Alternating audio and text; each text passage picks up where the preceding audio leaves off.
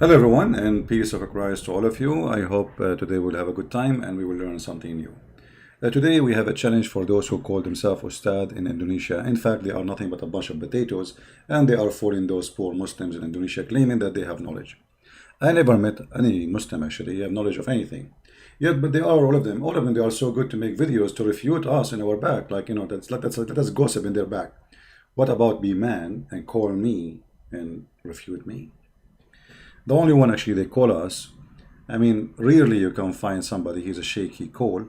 And the one who call us, they are a bunch of kids, they say whatever they want. I mean, who cares? We don't accept al-Bukhari, we don't accept Ibn Kathir, they don't accept anything. They make their own religion. Those people, they don't count. What about those? Those who call themselves Ustad and they want to teach you about Islam. Who are they? What they know? How much they know? In fact, all of them, they knew nothing about your religion. All of them. They are fooling you, taking a lot of money from you for nothing.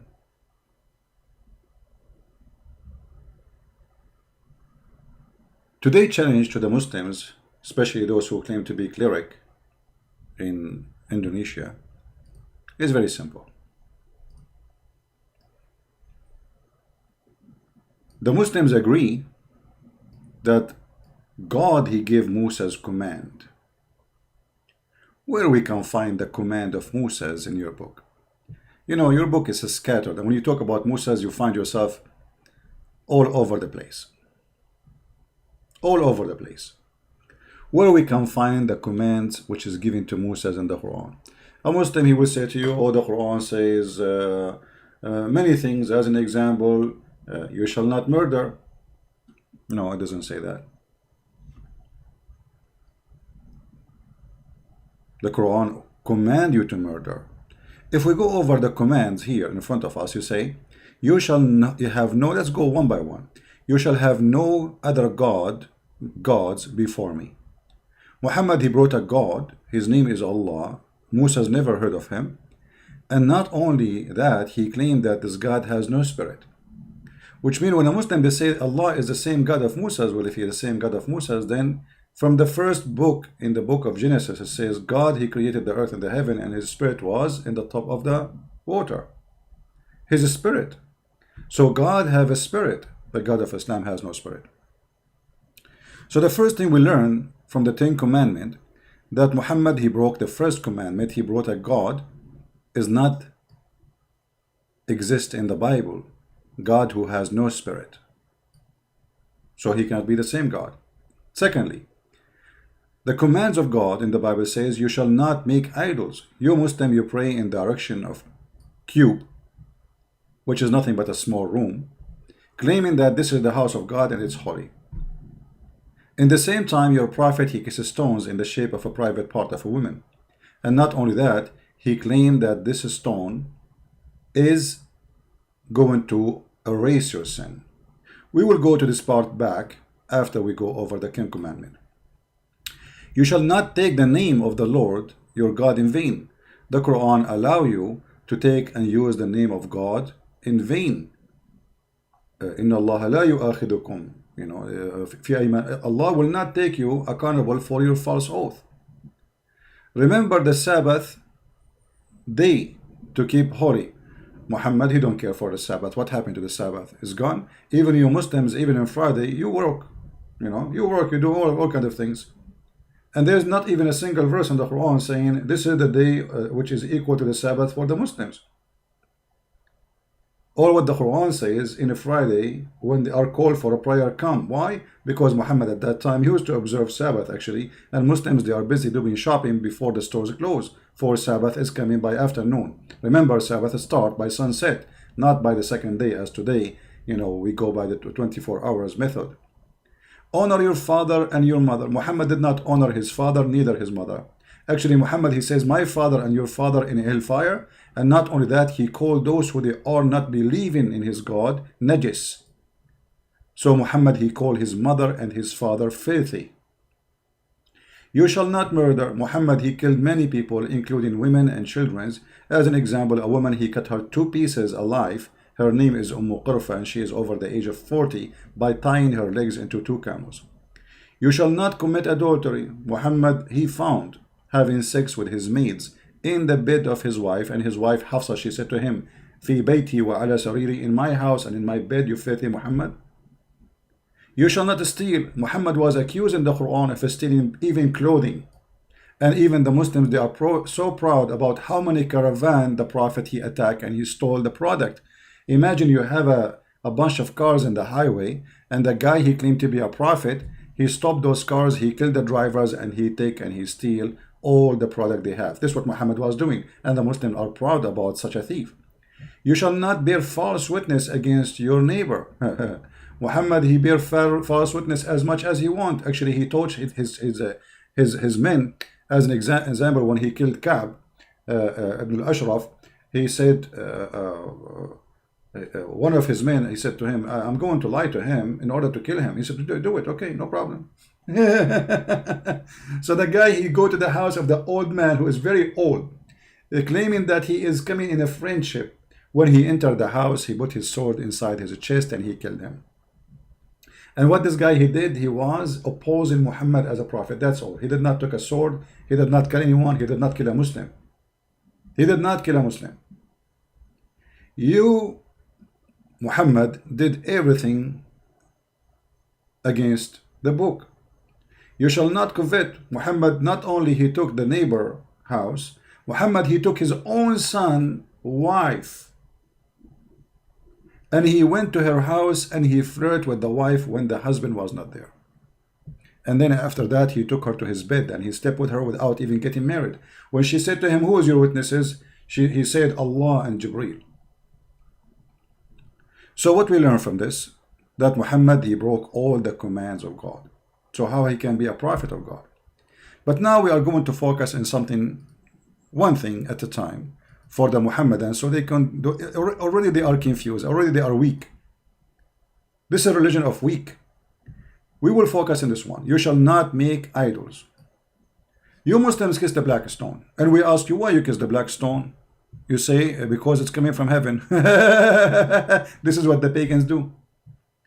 Pagan, they believe that stones present God. Actually, most of pagan, they don't believe that stones are God as much. This is a stone will give them the power of God, and this is exactly what you Muhammadan do. If we go and review what Muhammad he did and what Muhammad he teach about the black stone, we will find that you are a pure pagan people. Ibn Abbas said that he used to kiss the black stone. In different hadith it says that Muhammad, he used to kiss the black stone and he cried, and he said to Umar, here the tears of sorrow will come, and he used to cry in the front of the black stone. Umar, he got Muhammad busted. He said to Muhammad, he said to the Muslims, well, I know that you are use this stone and you are useless, you are harmless, neither there is no use of you and there is no harm, there is no benefit if you read the hadith. And this is coming from Bukhari. But then why Muhammad then he kiss it if there is no benefit from it? It doesn't make sense.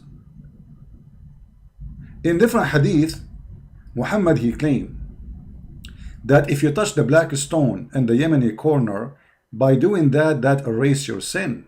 And as you see, this is not a da'if hadith. He said, I heard the Prophet, the messenger, saying, touching them erase sin, and I had him say, whoever circumambulate 7 times, it's like freeing a slave.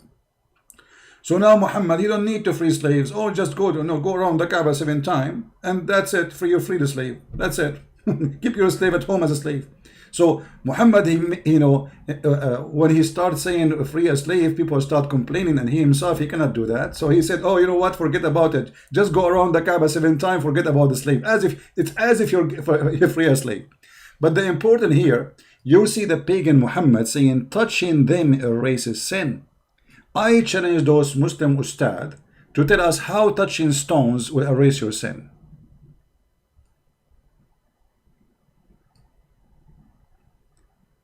And not only that, Muhammad he claimed that the black stone is a living stone. What does that mean? The black stone is going to come on this earth and is going to have eyes.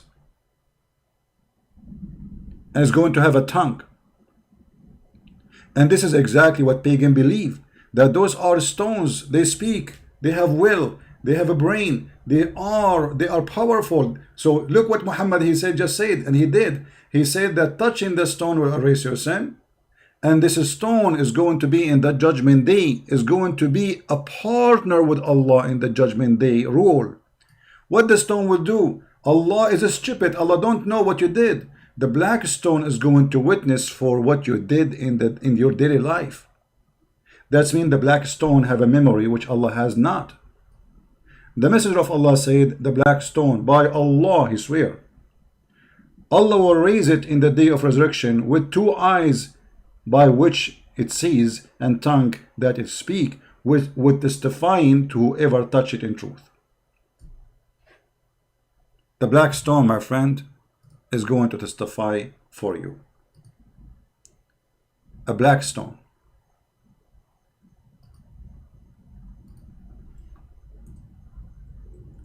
So how you Muslims, or Muhammadan, it's better to call you Muhammadan actually, because what Muslim mean? You are following Muhammad blindly. You are not following anything. You worship Muhammad. Muhammad is God for you, and Allah is the puppet of Muhammad, and all of us we knew that this is the story. If we go to the images of the black stone, which you Muslim provide us, and I say thank you, if we go there, we will see something very funny and very stupid about this stone, because this stone, nothing left of it. This stone, nothing left of it.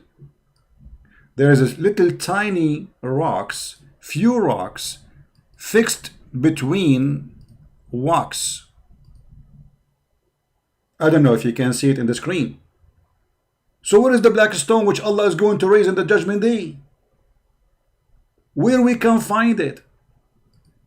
How this stone will survive until judgment day? It survived by putting wax. Even this stone is not exist no more. It is gone, proving that Muhammad is a fraud. Because if this stone is going to stay until judgment day, then what is this? What is this? Every few days they have to put wax around the stone to keep it look like a stone, because there's nothing left of it. Al-Qurmuti, when he destroyed the Kaaba and he made fun of Allah, and he says, hey, where is your bird? Allah, hello, where is your bird? The one who protected the Kaaba before, as in the chapter of the elephant. He destroyed the Kaaba, he took the black stone, he took it to his house, he made it Pope stone for more than 21 years according to Muslims, and yet Allah did not send his birds. And then they have to pay him money, and look, it looked like a toilet seat. And now according to your prophet, let me make it more clear, hold on.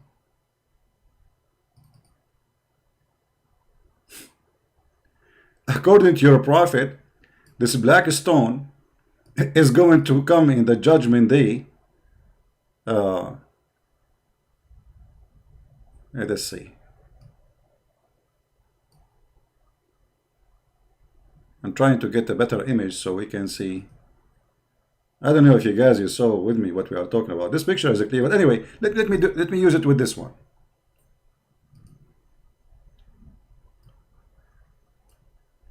The picture is in the shape of a woman's private part, and all of us we knew that. And you do not need to be a genius to notice this. But according to Muhammad, this black stone, which supposedly the stone of Allah, which is supposedly we should touch it, which supposedly it erases our sin, which supposedly is going to have eyes and tongue, which mean the following. This stone, my friend, in the judgment day is going to be in a very weird look.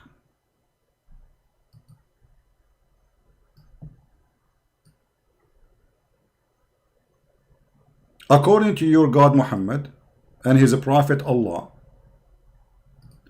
the black stone is going to have two sexy eyes,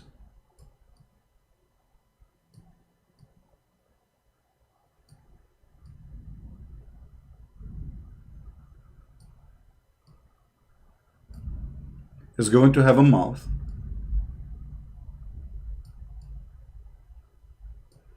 and don't forget that this mouth is going to have a tongue.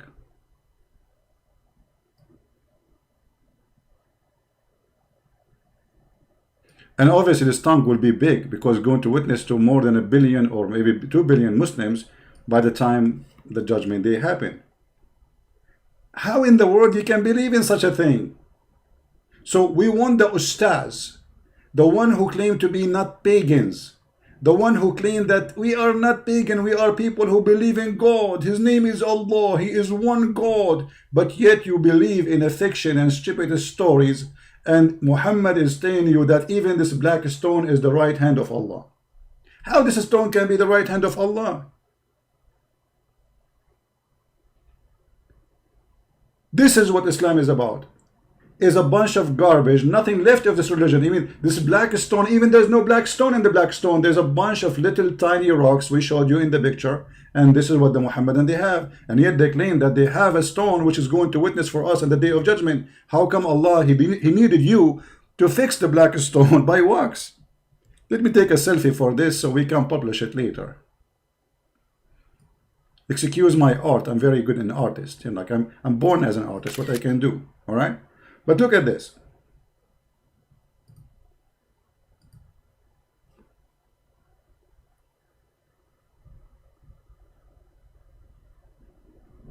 I mean, a human being sometimes is crazy. How people believe in such a garbage?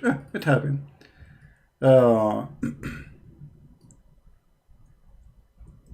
There's tons of video in YouTube showing you live on videos how they fix the black stone every few days. By doing what? By putting a very expensive wax mixed with amber, musk. So it's going to smell good. And here we go. Those are the pictures. Allah, he need a maintenance guy to do maintenance to the black stone. I thought this is a stone preserved by Allah. So now we need to do waxing. Even the black stone need waxing. This is your stone. This is your religion. If we don't wax it, it collapses. And the same as the Kaaba. The Kaaba always flooded by sewage. Let us show you, so people will not say we are making things up.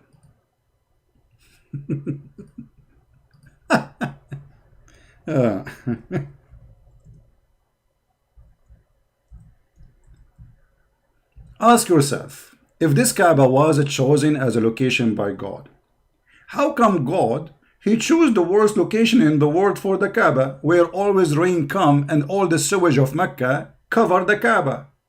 And look, it looked like a pizza, what it's called, pizza tower in Italy. They fix it. This is an old picture, you know. Then they start adding cement, thanks to the American, you know, come with concrete and all those stuff. Otherwise, this Kaaba was a piece of garbage. But look at this. Allah, he chose the location. The location is the worst place in Mecca. And you know, imagine you are the most rich person in the world, not God, and you ask an engineering company to find the best location for your house. And then after a few weeks, your house is flooded by water and sewage. This is the house of God. Let us assume that Allah, he made a mistake and he put the sewage house there, I mean the Kaaba. Can't Allah, he make a miracle and he lift up the ground up so the sewage will not cover it? I mean, come on, just lift it 3 meters up. Can't Allah do that? No, he cannot. He's a potato. This is the house of God. If you like to learn how to swim, I can take you there. Look at the dirty, filthy water. Look at the color of the water. This is what Islam is about. So we are going to wait for the Ustadz if they dare ever to answer what we are saying. If you are already worshipping one God, his name is Allah, why you are attached to stones? The stone have going to have a tongue. Stone is going to speak. The stone is going to fart. The stone have eyes and tongue and lips. And the stone will erase your sin as we showed you. What kind of religion this religion is? Since when stones erase sin? And since when God, he have a house is covered by mud and sewage? And since when we cry in front of stones and they erase our sin if we touch them?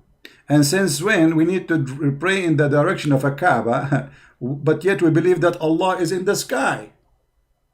And since when we can even pray in the, you know, by the way, Indonesian, they were praying all those years to Africa. If you go in the news, you will find, where is Allah? Where was Allah when the Indonesian were praying to the direction of Africa? Let me find you the news. For more than 1,000 years,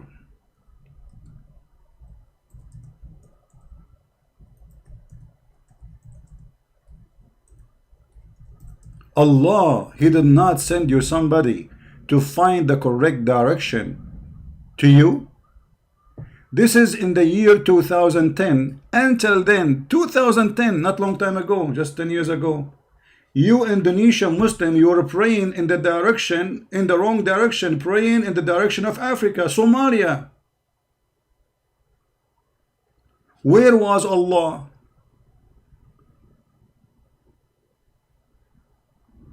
Do you see it?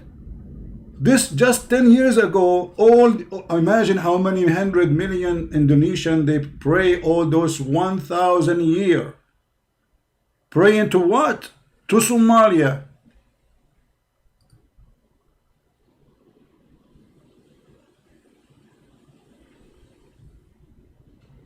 So when they say to us they have God, they have nothing. They are a bunch of pagan and they follow a pagan prophet.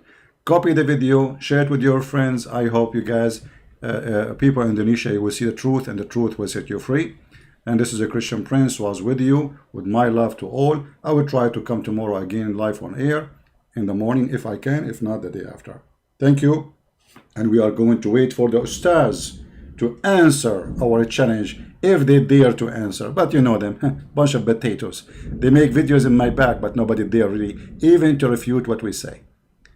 They don't even dare to speak to me, for they are coward. Thank you. See you. God bless you. Bye-bye.